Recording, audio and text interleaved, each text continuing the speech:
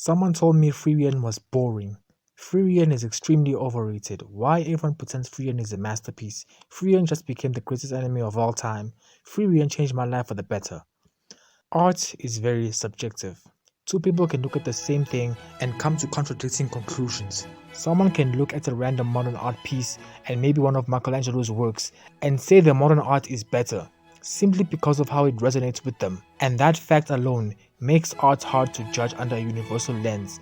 But art is an art, and as such, there are certain merits every artist strives for when making said art. The color scheme, brushstrokes and dynamics, the rhyme schemes and or a catchy tune, the characters and story and plots. These things, this is the objective aspect of art, and unlike subjectivity, objectivity can be judged based on certain merits. People often fail to see the difference between the two, and this causes them to either hate something or praise it excessively. And by all accounts, Frieren is the textbook definition of a good story, and in terms of anime writing, it should have been easily one of the best animes in this generation. I mean, why wouldn't it? It's a story about an adventure with timeless themes like heroism, fresh monsters, a long-lived and experienced heroine, and instead of the traditional story about a warrior, this story is about a mage, and along with that, a simple, easy-to-follow magic system. And the cherry on top, having something that the masses love and enjoy, and that is exceptional animation. And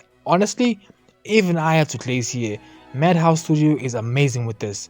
Watch the girl who read through time and see what I mean. But even with all these fantastic ingredients, Frieren falls extremely short. Let me explain. The plot, as it is, starts off with the good guys winning and defeating the demon lord.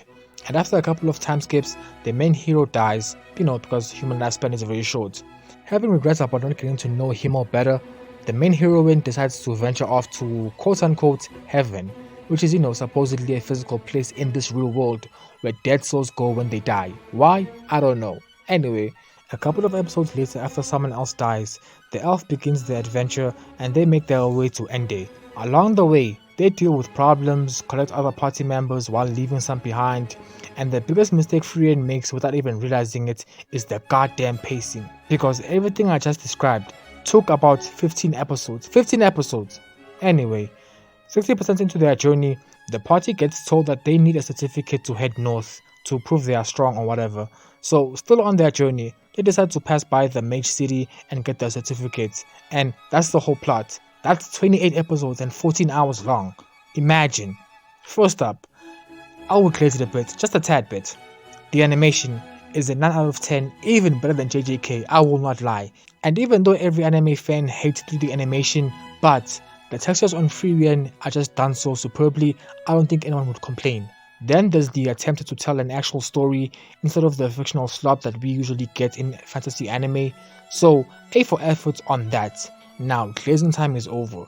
First up, like most animes and stories in fantasy, medieval stasis is a problem, because no matter how much time passes, progress seems to be taking its sweet ass time.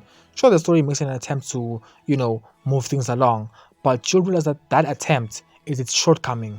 Now, as I was saying, no matter how amazing a story is written, whenever its setting is medieval Europe, my expectations immediately start dropping. Besides the better alternative, it's just always so lazy.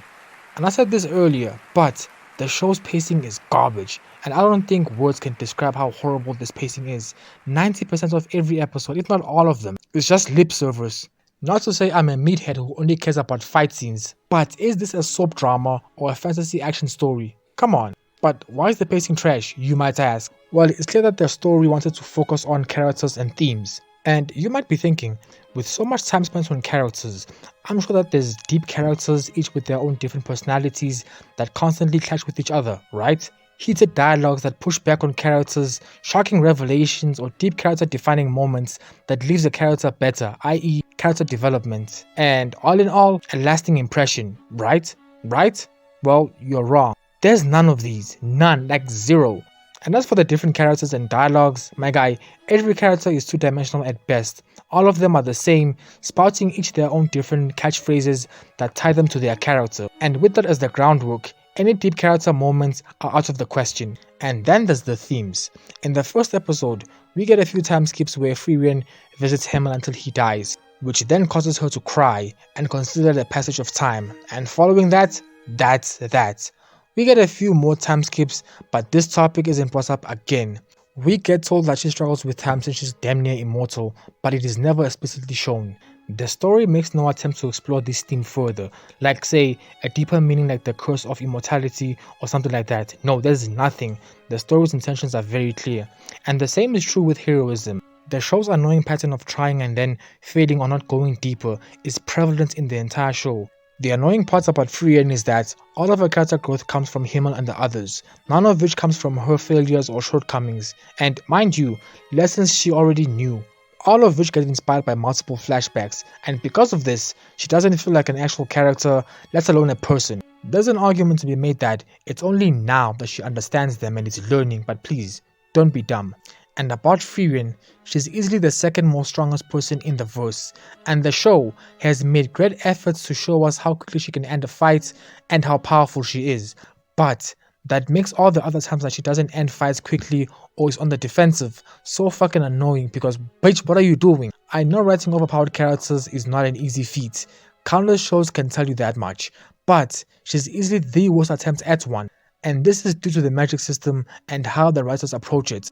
Because like with everything, there's two ways to approach a magic system. The first one is to treat it as a backdrop, don't tell the viewers too much information and just give us the rough idea, which is what I always recommend because no one knows how a phone or a gun works down to its mechanics, but we understand its idea behind it. And the second method is to explain everything. Now this is very risky and requires consistency, and I would recommend you keep it simple and closed, which means no adding extra stuff in the mix. And so, Frieren chose to do both, except they didn't take the advice. At first the magic is simple, but then it gets more and more complicated with extra steps until it becomes this smart nonsense with way too many rules. And I genuinely believe that the writers who wrote this deserve the Judas Cradle and then to be stoned to death and have their dogs and cats boiled alive in oil. And also confiscate their balls and ovaries, cause what the fuck is this? This is the last time I see a cool anime edit, then ask the dumbass fans who are already fans of the show if it's good or not. I wasted 14 hours of my life to tell you this, but this show is mediocre, and if you find yourself bored on like the first few episodes, cut your losses and move on. The show doesn't get any better than that. But if you like slow paced slice of lives, then this is just a thing for you. Anyway, that's all, folks. Was I allowed to say that?